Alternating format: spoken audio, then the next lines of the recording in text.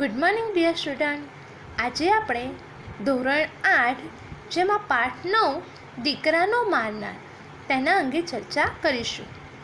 વિદ્યાર્થી મિત્રો, આ જે પાઠ છે એ પાઠનો સાહિત્ય પ્રકાર છે લોકકથા.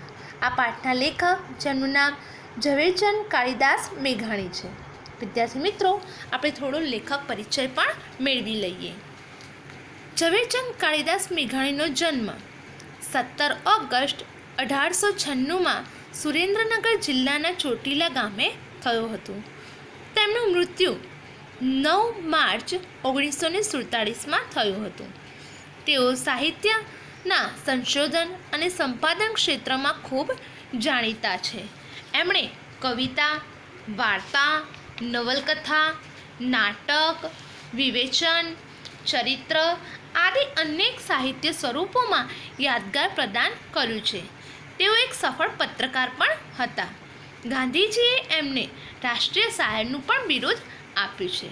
વિદ્યાર્થી મિત્રો, અહીં થોડી ટૂંકમાં પાઠની ચર્ચા કરી લો કે આ પાઠની અંદર જે મંદોદર ખાન છે એ દરબારને ત્યાં હોળી ટાણે એક ચારણ આવે છે, પણ ઘેરૈયાઓની ધાંધલ ધમાલથી ઘેરાયેલા જે ચારણથી અજાણતા જ જે યજમાન મંદોદર ખાનના પુત્રના ગળા પર ઘસરકો થઈ જાય છે અને તેથી તે મૃત્યુ પામે છે. આથી ગામ લોકો ક્રોધે ભરાય છે અને ચારણ ભાગે છે. મંદોદર ખાનને આ વાતની ખબર પડે છે ત્યારે પેલા ચારણની પાછળ મારતી ઘોડીએ જાય છે અને એ અતિથિ ચારણને પોતાની ઘોડી સોંપી ઝડપથી ભાગી જવા સૂચવે છે. વિદ્યાર્થી મિત્રો, આ જે પાઠ છે એ પાઠમાં યજમાનના આતિથ્ય ધર્મની અને મનુષ્યના દિલાવર દિલની આ સચોટ એક લોકવાર્તા છે. એટલે કે એમ કહીએ કે આ પાઠની અંદર જે મંદોદર ખાન છે એમણે પોતાના દીકરાનો મારનાર જે એના પ્રત્યે ઉદારતા ભાવ જે અહીં આ પાઠમાં દર્શાવવામાં આવ્યો છે. તો વિદ્યાર્થી મિત્રો, હવે વિસ્તારપૂર્વક આપણે પાઠ સમજીશું. આ પાઠની અંદર થોડા અઘરા શબ્દો પણ છે, એટલે એ પણ ધ્યાન રાખજો. અહીં વાત કરવામાં આવી છે કે દેવળિયા ગામના ઝાપામાં ફાગણ વદ એકમને પ્રભાતે ધૂળેટી રમાઈ રહી હતી. એટલે કે બધા ધૂળેટી રમી રહ્યા હતા. વચ્ચે એ સમય દરમિયાન દરબાર જે મંદોદર ખાનનો 8 વર્ષનો દીકરો હતો એને કોરેમોરે એટલે કે આજુબાજુ ગામ આખાના હેડીના એટલે કે સરખે સરખા જુવાનો પણ ત્યાં હોય છે. આગલે દિવસે હુતાશણી એટલે કે હોળીનો પરબ એટલે કે તહેવાર હતું. એટલે સૌ કોઈ લીલા, પીળા અને કેસરિયા રંગમાં ગરકાવ હતા. તમામને અંગે પચરંગી છાટણા દીપતા એટલે કે શોભતા હતા.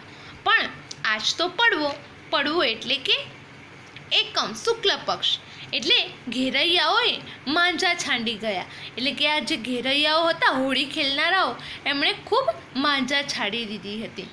ગાંડાતુર બનીને એમણે ગારો, માટી, છાણ જેવી ગંદી વસ્તુ એકબીજાને રોડવામાં ગુલતાન હતા. વિદ્યાર્થી મિત્રો, અહીં વાત કરવામાં આવી છે ગામડાના તહેવારની. એટલે કે ગામડામાં જે ધૂળેટીનો તહેવાર હોય છે એ સમય દરમિયાન એમ કે ગારો છે એટલે કે માટીને આખી ગારા જેવી કરી નાખે, અંદર છાણ નાખે અને એમાં લોકોને રગદોડવામાં આવતા હતા. અને એટલા માટે જ તો કહેવાય છે કે ધૂળેટીનું તો પરબ જ મૂળ ગાંડું. અને એમાંય ગામડાની ધૂળેટી એટલે કે કાળો કોપ, અતિશય જુલ્મ કહેવાય. એમાંથી એ સમય દરમિયાન એલા ભાઈઓ કોક ઉજળે લુગડે મહેમાન વયો આવે છે.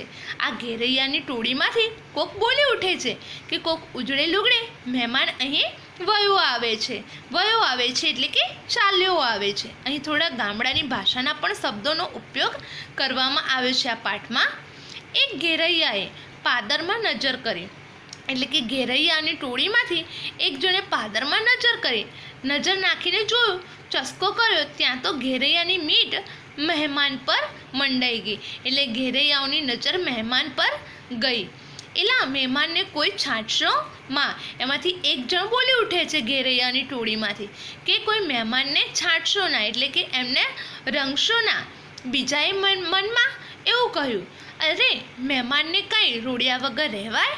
એટલે કે મહેમાનને તો કંઈ રંગ્યા વગર રહેવા દેવાતા હશે કે? મહેમાન ક્યાંથી હાથ આવે? કે મહેમાન તો આમ તો હાથ આવે જ નહીં, એટલે કે એમને તો રંગવા જ પડે. એટલે એમાં તો બોલી ઉઠે છે, સાચું સાચું, મહેમાનને રોડો, એટલે કે મહેમાનને રંગી કાઢો અને એમના પાસેથી ગોઠ્ય માંગો. ગોઠ્ય એટલે કે બક્ષિસ અને ભેટ માંગો, રોડો. એવા રીડિયા ઉઠ્યા, એવી બૂમો પાડવા લાગ્યા. અને ઘેરૈયાએ મુસાફર સામે દોટ કરી, એટલે કે આ ઘેરૈયાઓની ટોળી હતી એ મુસાફરની સામે દોડીને ગયા. આ જે મુસાફર હતો એણે કેવા કપડાં પહેર્યા હતા એનું વર્ણન કરવામાં આવ્યું છે. દોડું બાસ્તા જેવું પાસાબંધી કેળ્યું, એટલે કે બાસ્તા જેવું એટલે કે એક જાતનું સૂતરાઓ કાપડ. પગને કાંઠે 3 ડોળાવાળી પગતી ચોરણી પહેરી હતી. ઉપર બગસરાની ગરેડી કોરની પછેડીની ભેટ. અહીં વાત કરી છે કે બગસરા એટલે કે અમરેલી જિલ્લાનું એક ગામ, એમ કે એ પહેરી હતી. અને બગલમાં દબાવેલી એક ફાટેલ તૂટેલ મ્યાનવાળી તલવાર હતી. કેરે કોઈ કાળાંતરની જૂની કટારી એવો દાઢી મૂછના ઘાટા કાતરાવાળો મહેમાન ચાલ્યો આવે છે. હવે આ મહેમાન કેવો ચાલે છે એવું વર્ણન કર્યું છે કે વસંત ઋતુમાં વન વગડે આંબાના મોરમાંથી વચટતી ફોરમો લેતો જાણે વસંત ઋતુમાં આંબાના ઝાડ પર મોર ઉગ્યો હોય અને કેવું ફોરમો લેતો હોય એમ ફોરમો લેતો કેસુડાના ફૂલની ચૂંદડી જાણે વનરાઈએ ઓઢી દીધી હોય એવા શણગાર જોતો હો. છતાં પોતાને તો હુતાશયનો જરાય ઉલ્લાસ જ નથી, એટલે કે આ તહેવારનો ઉલ્લાસ જ ના હોય એમ એવો એ આદમી જે ઘડીએ ઘેરૈયાઓની લગોલગ આવ્યો તેવી જ ચીસ પાડી ઉઠ્યો.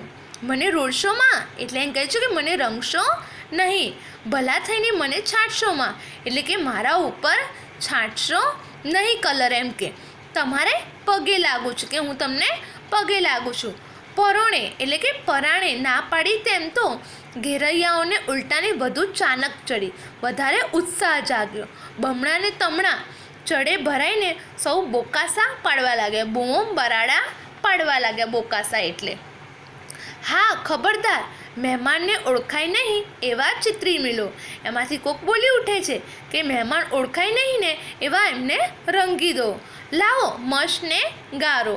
મશ એટલે કે કાળો રંગ, અને બોલી ઉઠે છે કે લાવો કાળો રંગ અને ગારો.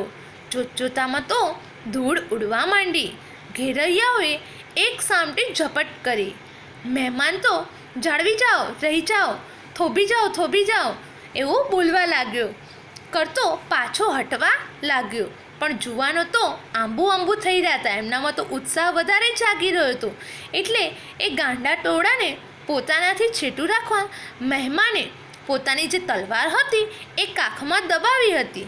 એ એમને એમ મ્યાનસોથી વીંજવા લાગી, એટલે કે આ જે ઘેરૈયાઓની ટોળી હતી એ રંગવા લાગી. અને એમને લાગ્યું કે આ લોકો રોકાશે નહીં, મારા રોકે. તો એમણે જે મ્યાનસોથી જે તલવાર હતી, મ્યાનની અંદર જે મૂકવાની તલવાર આવે મ્યાન સાથે જ એ વીંજવા લાગ્યો. ઘેરૈયા ચસકા કરતાં ઉપર પડવા જાય, પોતે 2 કદમ પાછો હટતો જાય, એટલે કે ચારણ 2 કદમ પાછો ખસતો જતો હતો અને કે રહેવા દ્યો કરતો જાય. એક બાજુ ધૂળની ડમરીઓ ઉડે છે, એટલે પોતે કાંઈ જોઈ શકતો પણ નથી, એટલે કે એની આંખો પણ બંધ થઈ ગઈ હતી, એટલે જોઈ નહોતો શકતો. અને એ જે મ્યાન હતી એ મ્યાન એ વીંચતો જતો હતો. એ રીડિયા રમણ, એ ચસ્કા, એ કાલાવાલા અને એ તલવારના ઝાવા અને એ ધૂળની આંધીનો તો કોઈક અનોખો જ મામલો જામી પડ્યો. એમાં થયું એવું, અચાનક ધબ્બ દઈને કોક નીચે પડ્યું. અરે ગજબ થયો, કુંવર પડ્યા, કુંવરને ભાગ્યું, કુંવર જોખમાણા એવી બૂમ પડી. અને મહેમાને કુંવરને તલવાર મારી, પકડજો, ઝાલજો એવી બીજી ચીસ પડી. આ ઘેરૈયાઓની ટોળીમાંથી કોકે એવું કહ્યું કે આ મહેમાને તલવાર મારી છે, એટલે કે એમને પકડો, એમને કોઈ જવા ના દેશો. આ જે ચારણ હતો, મુસાફર હતો, એ ચોંકી ગયો, એ ભાન ભૂલી ગયો અને ભાગી ઉઠ્યો ગામને સીમાડે. શું થયું? એ જોવા કે પૂછવાની વેળા પણ ન રહી. પાછું વાળીને નજર નાખવાની પણ હામ ન હતી, એટલે કે પાછું વાળીને પણ એ જોતો નથી. પોતાના હાથમાં જે તલવાર પકડી છે એની શી દશા થઈ છે એ પણ નિરખવાનું ભાન એને નથી. જાણે કોઈ ગાંડો માણસ દોડતો હોય, કોઈ ખૂની જાણે દોડ્યો હોય એમ એ દોડતો દોડતો જતો હતો. અહીં ઝાપામાં તો કેર થઈ ગયો. કેર એટલે કે જુલમ. મંદોદર ખાન દરબારના 8 વર્ષના કુંવરને બરાબર ગળાની ભૂંગળી ઉપર તલવારનો વાડ પડ્યો હતો. વાડ એટલે કે ઘા પડી ગયો હતો. એટલે કે વિદ્યાર્થી મિત્રો, ગળાના ભાગ ઉપર તલવાર વાગી એટલે કે કોઈ પણ હોય તો એ એમ કે ત્યાં ને ત્યાં લોહી બધું નીકળી જ જાય, એટલે મૃત્યુ જ પામી જાય. લોહીનું આખું ખાબોચિયું ભરાઈ ગયું. ઘડી બે ઘડીમાં તો એની જે નાડ હતી એ જાણે રજા લઈ લેશે એવું પણ થઈ ગયું હતું. પણ આ થયું શું?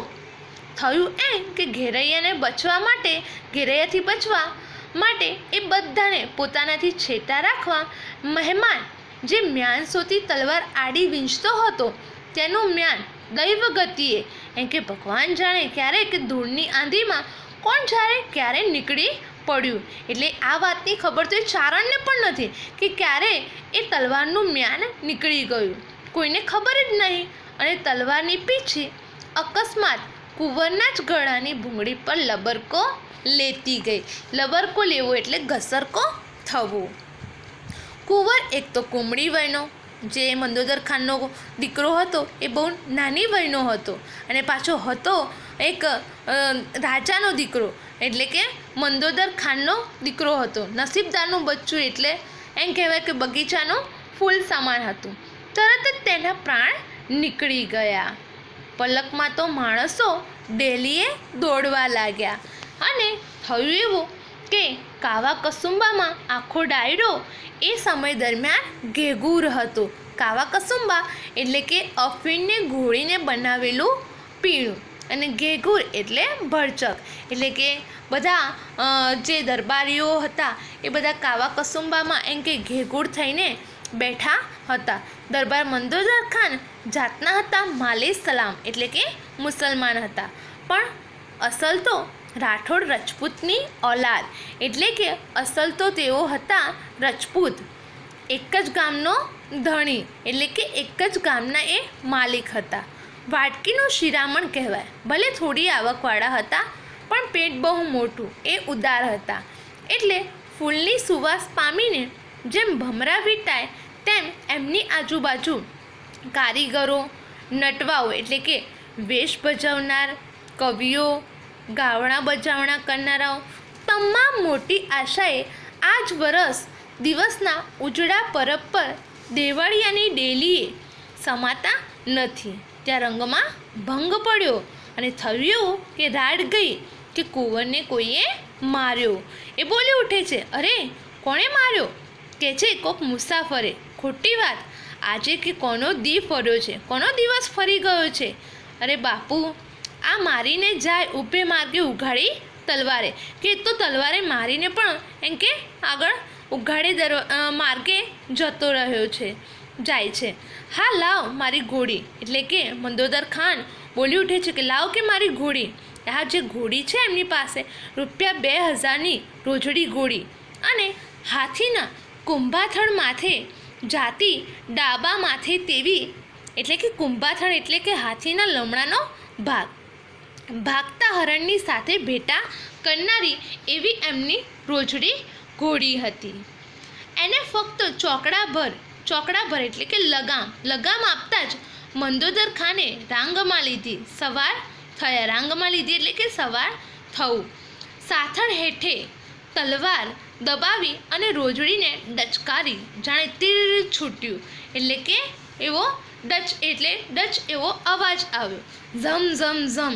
આંખના 3 પલકારા ભેગી તો ઘોડી સીમાડે પહોંચી ગઈ એવી એમ કે ઘોડી હતી એમની જોડે. સમથળ ધરતીમાં સામે જુએ ત્યાં તો આદમીને ભાગતો ભાળ્યો. એટલે કે જ્યાં ગામના સીમાડે જાય છે ત્યાં જ એક આદમીને ભાગતો જોવે છે. હાથમાં ઉઘાડી તલવાર પિયાલા જેવી ચકચકે છે. સમજી લીધું કે એ જ ખૂની, એટલે કે એમને જોતાં જ ખ્યાલ આવી ગયો કે આ એ જ ખૂની લાગે છે. મંદોદર ખાને ઘોડીને ચાંપી. મંદોદર ખાને પોતાની ઘોડીને દોડાવી. મહેમાન દોડ્યો જાય છે ત્યાં ડાબલા સંભળાયા, એટલે કે ઘોડાના પગનો અવાજ સંભળાયો. તે થંભી ગયો અને પાછો ફરીને જોતાની વાર જ જાણી લીધું કે પોતાનો કાળ આવી પહોંચ્યો છે, કે હવે તો એમ કે મારો કાળ આવી પહોંચ્યો છે. હવે પોતે પગપાળો તે ભાગીને કેટલે જશે, કારણ કે જે મંદોદર ખાન હતો એ ઘોડા ઉપર હતા અને પેલો જે મુસાફર હતો એ દોડતો દોડતો જતો હતો, એટલે પોતે પગપાળે ભાગીને જતો હતો. તો થોડીક વાર એમ કે ત્યાં ને ત્યાં થંભી જાય છે. આમે મરવું તો છે જ કે, માટે હવે ચિત્રા સિદ્ધ ફાડવા એમ કે ઊભો રહ્યો. બોલીને તો એ કાળને અટકાવવા એવું રહ્યું નથી, ખુલાસો કરવાનો વખત નથી રહ્યો. એટલે સામે ઊભા રહીને આ મુસાફરે પોતાની જ તલવાર પોતાને ગળે માંડી દીધી. એટલે એમ કે એ વ્યક્તિ મારે, એને ખબર નથી કે આ ઘોડા ઉપર સવાર વ્યક્તિ કોણ છે, પણ કે એ મારે એ પહેલાં હું મારી જાતે જ મારી તલવારથી હું મરી જાઉં. અસવારે એ સમસ્યાને સમજી ગયો અને જાણ્યું કે કોઈ ત્રાગાળું વરણ લાગે છે. ત્રાગાળું વરણ એનો અર્થ થશે ટેક માટે કે મુશ્કેલીના સમયે પોતાનો જીવ કાઢી આપનાર જાતિ, એટલે કે અહીં જે ચારણ જાતિ છે એની વાત કરી છે. ત્રાગાળું વરણ લાગે છે અને હું આગળ વધીશ તો એ તલવાર ગળામાં પરોવીને મારે સીમાડે લોહી છાંટશે. એમ સમજી એણે રોજડીને થંભાવી દીધી અને આગેથી જ પૂછ્યું. એટલે કે મંદોદર ખાનને લાગ્યું કે જો હું એનો બહુ નજીક જઈશ તો એ પોતાની જ તલવારથી પોતે મરી જશે અને મારા ગામના સીમાડે એમ કે લોહી છંટાશે અને એ મને ગમશે નહીં. એટલે કે દૂરથી જ થંભી ગયા અને પૂછે છે કે એને પૂછે છે કોણ છો કે તમે? એટલે પેલો બોલે છે મુસાફર કે હું ચારણ છું. કે શા માટે આવ્યો હતો એમ પૂછે છે મંદોદર ખાન. તો એ ચારણ બોલી ઉઠે છે કે કાળનો બોલાવ્યો, ભેંસ્યો બધી ખૂટી ગઈ, છોકરા છાશરાપ વગર રોવે છે. નહોતો આવતો પણ મારી ચારણે મને ધકેલ્યો અને કહ્યું કે મંદોદર ખાનની વાસનામાંથી અવાજ ટૂટક એના મોઢામાંથી નીકળે છે. અને ત્યારબાદ મંદોદર ખાન એને પૂછે છે કે કુંવરને તે માર્યો? એ ચારણ બોલી ઉઠે છે કે ઈશ્વર જાણે.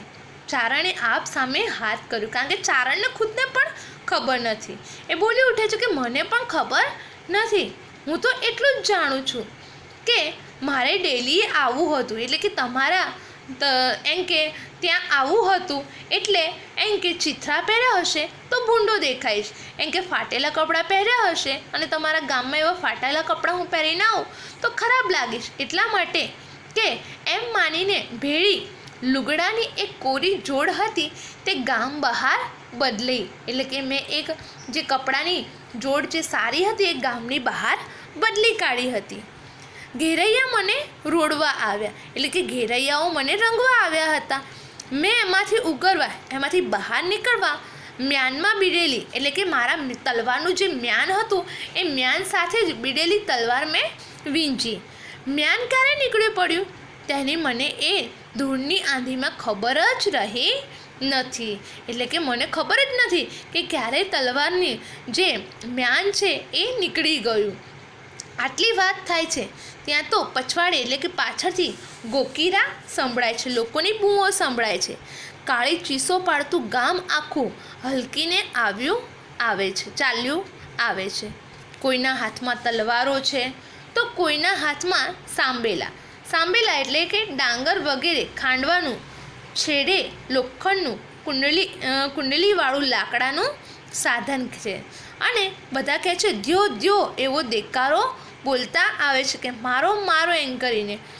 ભાળતા જ ચારણે ફાળ ખાધી. મંદોદર ખાને રોજડીને માથેથી રાંગ છાંડી પોતાની તલવાર આકેરી ફગાવી દીધી.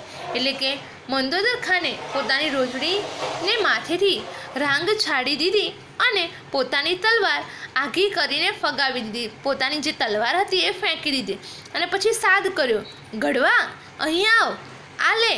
એટલે પેલો કહે છે શું? તો કહે છે કે આ મારી ઘોડી આપું છું, ચડીને ભાંગવા માંડ્યું.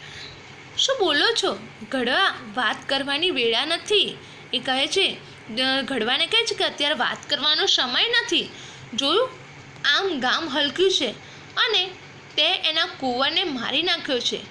આંબ્યા ભેળા તારી કાયાના રાઈ રાઈ જેવા કટકા જાણજે. જો એ લોકો બધા અહીં આવી જશે ને તો તારા એમ કે રાઈ રાઈ જેટલા કટકા કરી નાખશે. એના કરતાં પહેલાં તું અહીંયાથી નીકળી જા. અરે પણ ભાઈ તમે, હું મારી ઓળખ અટાણે નહીં, અટાણે એટલે કે અત્યારે નહીં આપો, પછી આપીશ. અટાણે તો તું ભાગી નીકળ. અત્યારે કે તું ભાગી નીકળ તારા છોકરા રજડી પડશે. એમ કે જો તને જ મારી નાખશે તો તારા છોકરાઓ રજડી પડશે. અને ગામ લોકો તામાને તામા રોક્યા રહેશે નહીં, અને ગામ લોકો પણ રોકશે નહીં. પણ બાપ તારું નામ, એટલે કે એ કહે છે કે અરે નામ કે ખુદાનું, એટલે કે મંદોદર ખાન છે એ પોતાની ઓળખ પણ આપતા નથી. અને કહીને કહે છે કે કહીને મંદોદર ખાન દોડ્યા. ચારણને બાવડે ઝાલીને રોજડી પર બેસાડ્યો. મંદોદર ખાને એ ચારણને રોજડી ઘોડી પર બેસાડી દીધો અને ચોકડું હાથમાં આપીને વાંસેથી રોજડીને ડચકારતાની સાથે જ પૂંછનો જુડો માથે કરતી ઘોડી ગઈ. જોતજોતામાં તો અલોપ થઈ ગઈ. એટલી સ્પીડમાં દોડી ઘોડી કે જોતજોતામાં તો અદૃશ્ય પણ થઈ ગઈ. મંદોદર ખાન અડવાણે પગે પાછા ચાલ્યા આવે છે. એટલે કે મંદોદર ખાન પોતે ચાલતા પાછા આવે છે અને રાંગમાં એમના જોડે રોજડી નથી, એમની ઘોડી કે હાથમાં તલવાર નથી. એટલે ગામ લોકોએ દોડીને પૂછ્યું, કા બાપુ? એમ કે શું થયું બાપુ? એટલે કે બોલી ઉઠે છે મંદોદર ખાન કે મારો લોટકો આદમી, એટલે કે શક્તિશાળી માણસ મને જીતવા ન દીધો ને તલવારને ઘોડી બેઉ કે મારી જોડેથી લઈ ગયો. અરે રાખો રે રાખો બાપુ, વસ્તીને ખીજાઈને કહ્યું. એટલે કે વસ્તી બધી સમજી જાય છે અને કહે છે કે ફણીધરને માથેથી મણી લઈ જાય તો જ મંદોદર ખાનની રાંગમાંથી રોજડી લેવાય. એટલે કે બાપુ તમે જુઠ્ઠું બોલો છો કે તમારા હાથમાંથી કોઈ તલવાર અને રોજડી ઘોડી એમ કે લઈ જતું હશે. એમ કે સાપ જોડેથી જે ફણીધર સાપ હોય છે એની પાસેથી પણ મણી લેવો અઘરો છે, તો મંદોદર ખાન પાસેથી એમ કે તલવાર અને રોજડી ઘોડી લઈ જવી એ બહુ અઘરી વાત છે. એ આ માણસ કરી જ ના શકે. ઠાલા મૂરખ શું બનાવો છો અમને? એમ બોલ્યું કે નકામાં અમને કેમ શું કરવા મૂરખ બનાવો છો? 7 ખોટનો એક દીકરો એમ કે એના મારાને ઉલટો ભગવ્યો. એમ કે 7 ખોટનો દીકરો અને તમે એને કેમ એકનો એક દીકરો હતો અને એને મારનારને તમે એમ કે જવા દીધો? લ્યો હવે એમ કે જાતિ કરો. દરબારે શાંતિથી જવાબ વાળ્યો. જાતિ શું કરે? એને પાતાળમાંથી પણ ગોતી કાઢશું. એમ બોલી ઉઠે છે. ભાઈ મંદોદર ખાન બોલ્યા, તમે તે કાંઈ દીવાના થયા? એણે શું મારા દીકરાને જાણીબૂજીને માર્યો હતો? એમ કરીને બોલી ઉઠે છે મંદોદર ખાન કે એ જે મુસાફર આવ્યો હતો, ચારણ આવ્યો હતો, શું એણે જાણી જોઈને મારા દીકરાને માર્યો હતો? ના, કે એને ઘેર પણ એવા કેટલાય દીકરા ભૂખે મરે છે. જાણો છો, કોળ ભર્યો એ મારી ઉંમરે આવ્યો હતો અને દૈવ ગતિએ દીકરો મર્યો એ તો ખુદા તાલાની મરજી છે. એમ કે હશે એવું, એમ કે દૈવ ગતિએ મરી ગયો છે, આપણા કિસ્મતમાં નહીં હોય એટલે ખડી ગયો. પણ એટલા સારું, હું જ આજ ઉજળે દિવસે મારા સીમાડે માથે સામી હત્યા વહોરું. એમ કે હું એને મારા સીમાડે એમ કે મારું એ સારું લાગે? અને એટલું બોલીને એ બોલી ઉઠે છે કે હાલો કે બેટાની મૈયત કાઢીએ. એટલે કે મૈયત એટલે કે નનામી કાઢીએ. એટલે કે આ જે આખો પાઠ છે એ પાઠની અંદર જે મંદોદર ખાનનો 8 વર્ષનો દીકરો હતો એ દીકરાને અજાણતા એક ચારણના હાથથી એમ કે જે પોતાનો જીવ બચાવવા માંગતો હતો, પોતાને એમ કે રંગે નહીં એટલા માટે એણે મ્યાનસોતી જે તલવારથી વીંઝવા લાગ્યો અને એ તલવારનું મ્યાન ક્યારે નીકળી જાય છે અને ક્યારે એમાંય પાછો મંદોદર ખાનના દીકરાને જે ગળાના ભાગે જે લબરકો પડી જાય છે અને એ મૃત્યુ પામે છે એની ચર્ચા કરી છે. અને આની સાથે સાથે એમ કે મંદોદર ખાન પોતે ચાહે તો એને મારી શકતો હતો, પરંતુ ના, એ ભૂલ એની ન હતી. ભૂલમાંથી એને ખબર પણ ન હતી અને ક્યારે તલવારનું મ્યાન નીકળી ગયું અને એનો દીકરો ત્યાં મૃત્યુ પામ્યો. એટલે કે જે પોતાના દીકરાનો મારનાર છે એને ઉદારતાથી એમ કે જવા દે છે. અને આમ જે અતિથિ ધર્મ અહીં મંદોદર ખાનનો પોતાનો અતિથિ ધર્મ એ ચૂકતા નથી અને ચારણને ગામ લોકોના ક્રોધથી બચાવે છે. અહીં આ પાઠમાં એ ચર્ચા કરવામાં આવી છે. થેન્ક યુ વિદ્યાર્થી મિત્રો.